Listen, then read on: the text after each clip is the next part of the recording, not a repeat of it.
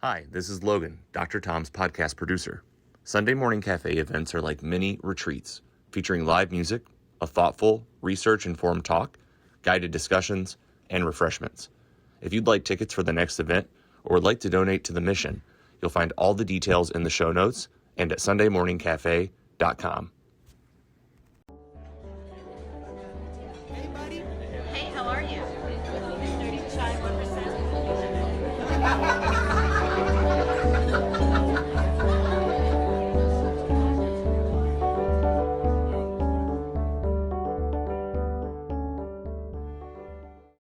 Hello, welcome back to Sunday Morning Cafe.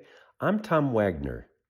The article you're about to read was unpacked from archival material that first appeared in a 2024 edition of Sunday Morning Cafe.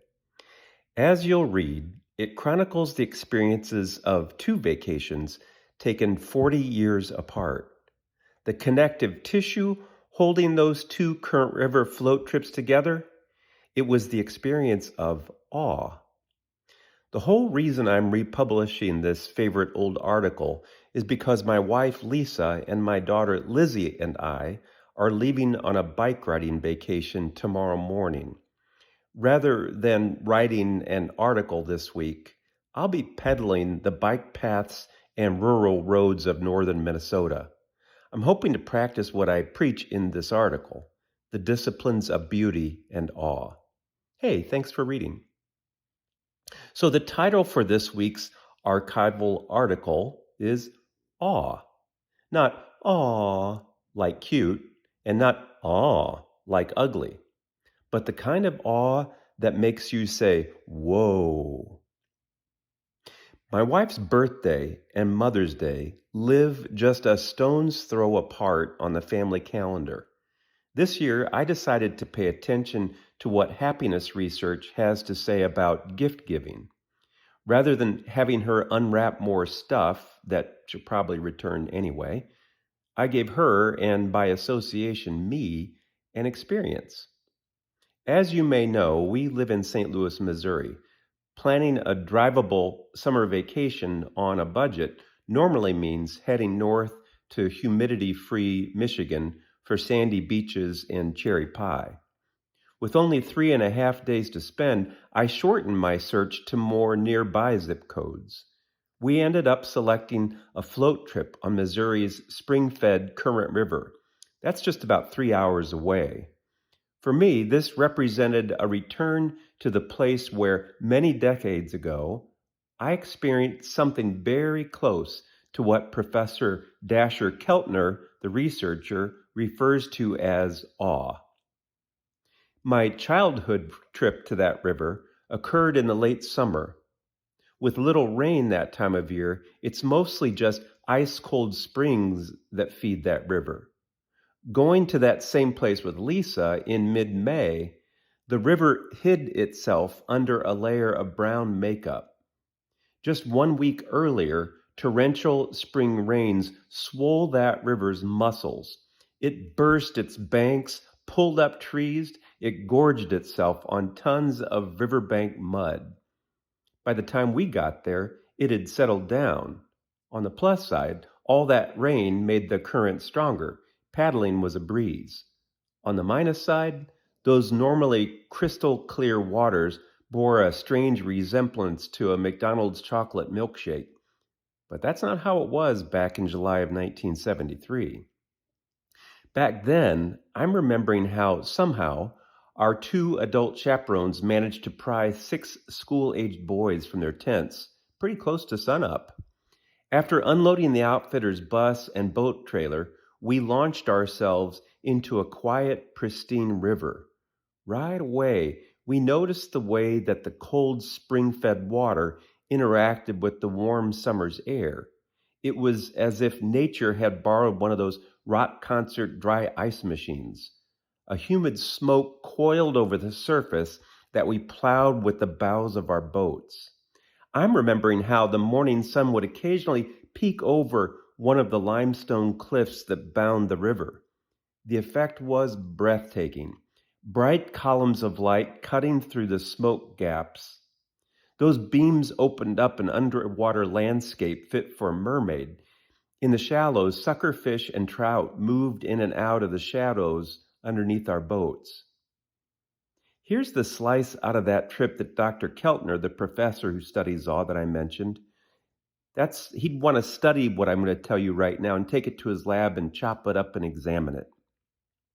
My best pal Dan Gerio and I paddled within spitting distance of a 50-foot high limestone cliff.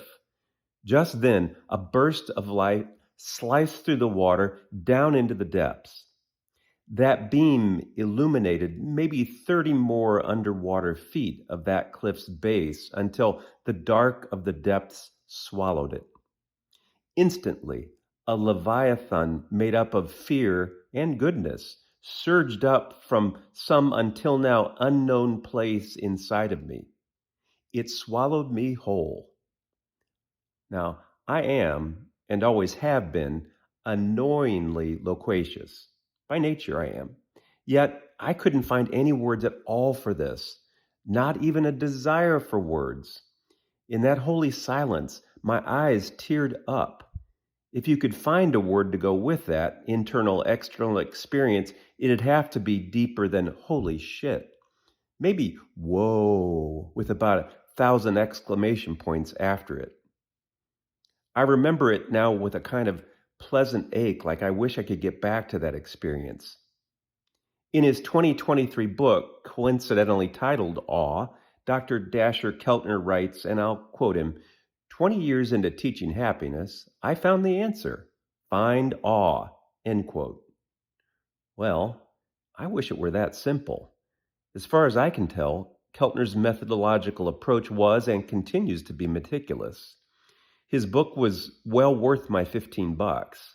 However, while I was reading it, I kept thinking of the works of a whole bunch of adjacent authors who've written about awe over the centuries. I thought of William James in the early 20th century. He studied religious experiences. Abraham Maslow in the mid-20th century researched a thing he called peak experiences.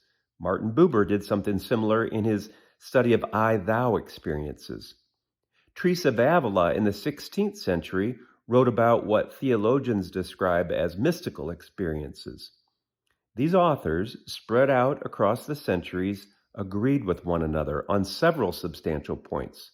One of those being, you cannot schedule an experience of awe. You can't produce it on your own. To be fair, Keltner doesn't disagree with that point. He sees it the same way. So if you can't schedule that experience, what can you do?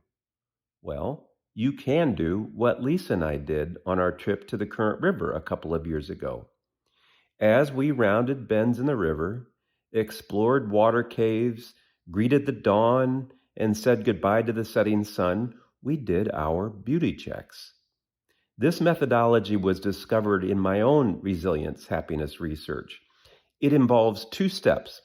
First, there's the intentional attention that leads to noticing of beauty in your surroundings. Next step, you just point it out to your partner or pals, which gives way to a quiet moment where you simply stop, drop, and savor, making it a point to feel the beauty, to experience the beauty within your own body. Now, there is no formula for scheduling an experience of awe. To put it into a religious frame, C.S. Lewis once said, and I quote him, God is not tamed like that. What you can schedule at any given time is the rigorous practice of the sacred art of beauty. If you regularly practice your beauty checks and your stop, drop, and savor methodology, you will develop your innate capacity for wonder. In exercising wonder more and more frequently, you will provide a container for the blessing, the grace of awe to land at the time and place of her choosing. So, now I have some questions for reflection or discussion.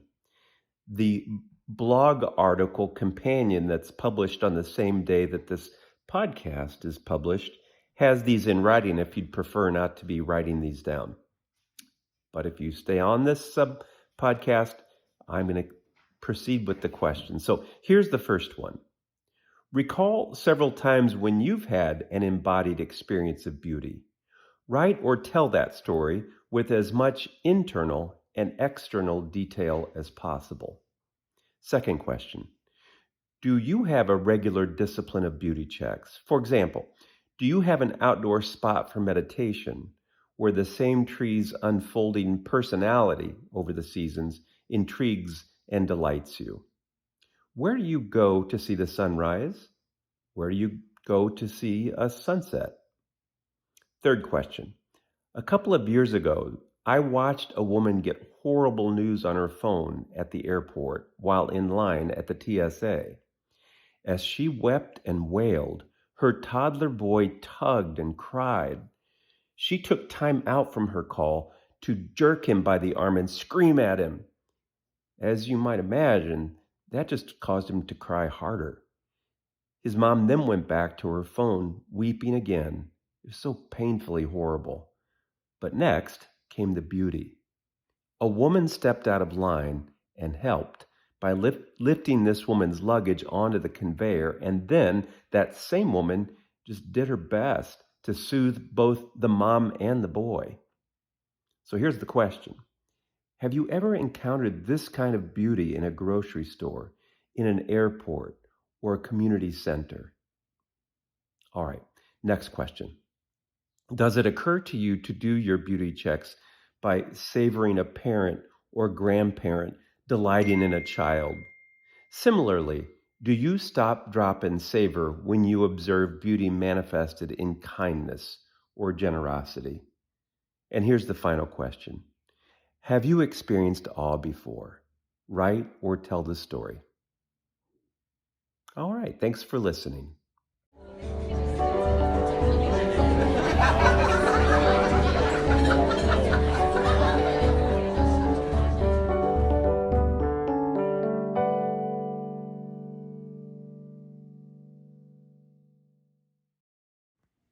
Dr. Tom's producer, Logan, here again with a quick note. If you'd like tickets for the next Sunday Morning Cafe event, or would like to donate to support the mission, you'll find all the details in the show notes and at sundaymorningcafe.com.